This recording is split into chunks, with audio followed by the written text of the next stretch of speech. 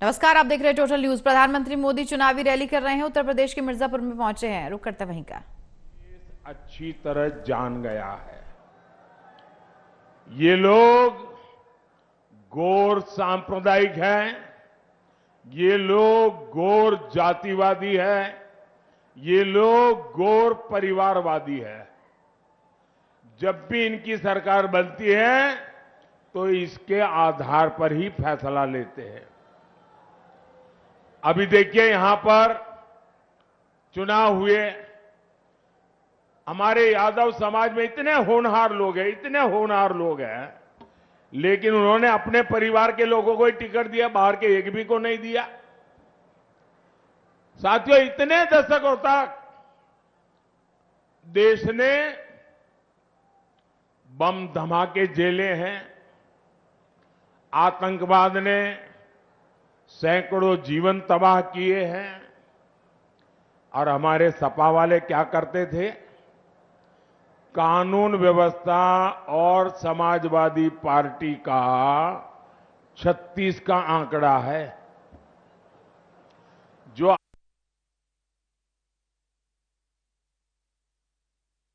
आतंकी पकड़े जाते थे उनको भी ये सपा वाले छोड़ देते थे।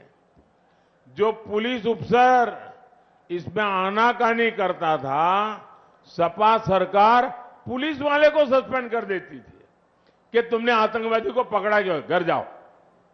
साथियों, मिर्जापुर को तो इन्होंने बदनाम करके रखा था। इन्होंने पूरे यूपी को, पूर्वांचल को माफिया का सुरक्षित ठिकाना बना दिया था। जीवन हो या जमीन, कब छीन जाए कोई नहीं जानता था। और सपा सरकार में माफिया को भी वोट बैंक के हिसाब से देखा जाता था। अब ऐसा नहीं है। अब हां, हमारे योगी जी और उनकी पूरी सरकार मेरा जो स्वच्छता अभियान है ना, उसको बड़ी बहादुरी से आगे बढ़ा रहे हैं। यहां पर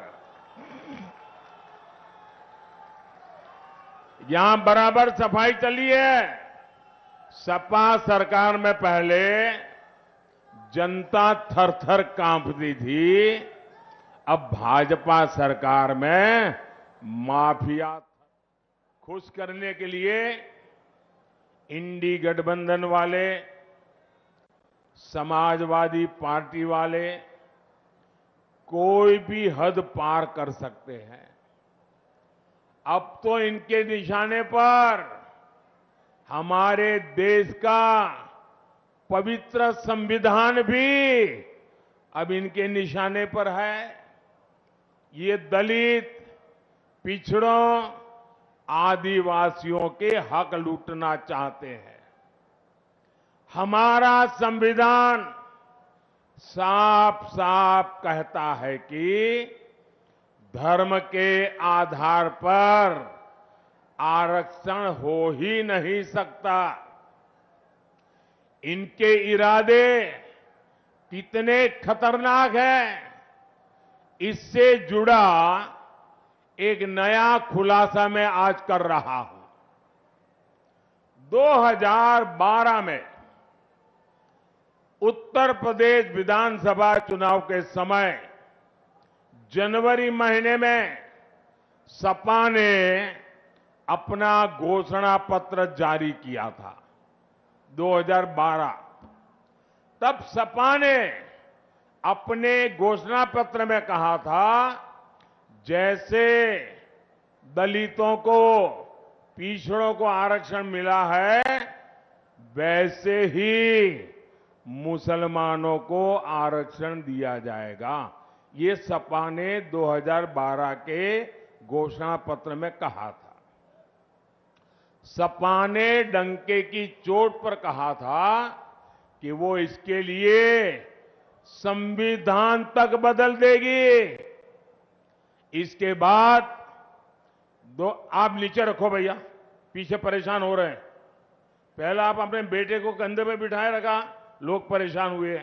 अब आप दूसरे का चित्र उठा के ले आए, फिर लोगों को परेशान कर रहे हैं। इसके बाद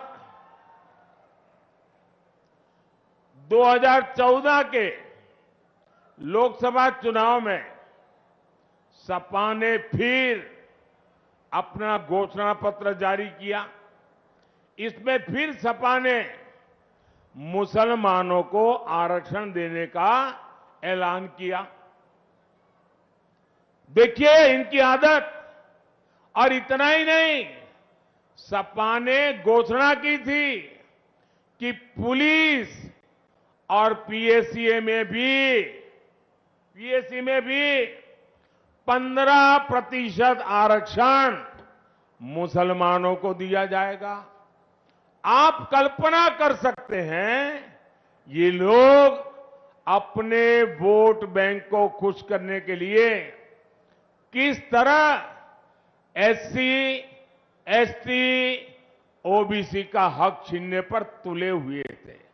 भाइयों बहनों, मैं भी आप में से कईयों की तरह अति पिछड़े समाज से निकल करके यहां पहुंचा हूं। मुझे उनकी पीड़ा मालूम है। पिछड़ों ने कैसी जिंदगी जी है वो मुझे मालूम है।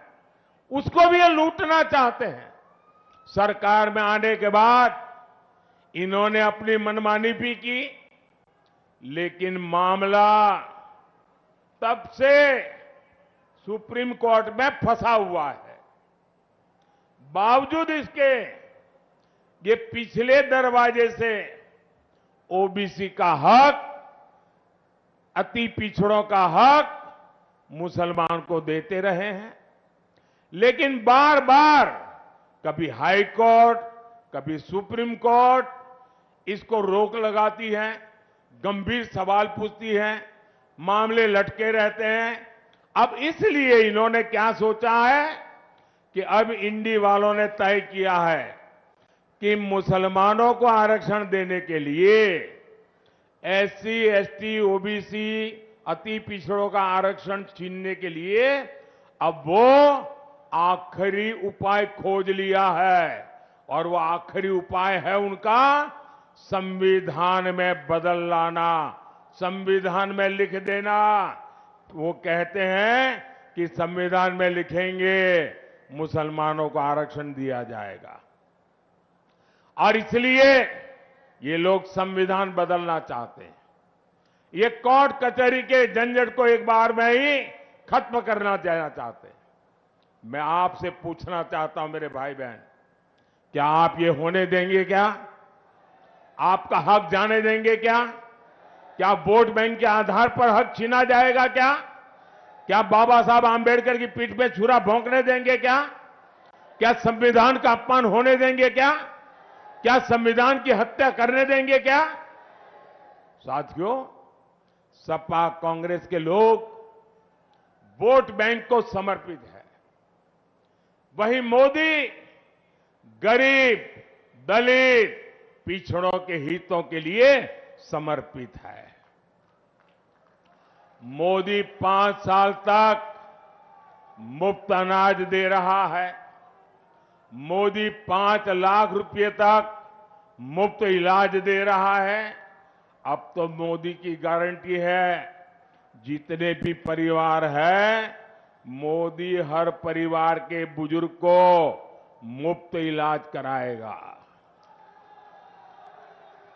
साथियों, पीएम किसान सम्मान निधि से मिर्जापुर के किसानों के खाते में करीब 1000 करोड़ रुपए पहुंचे हैं।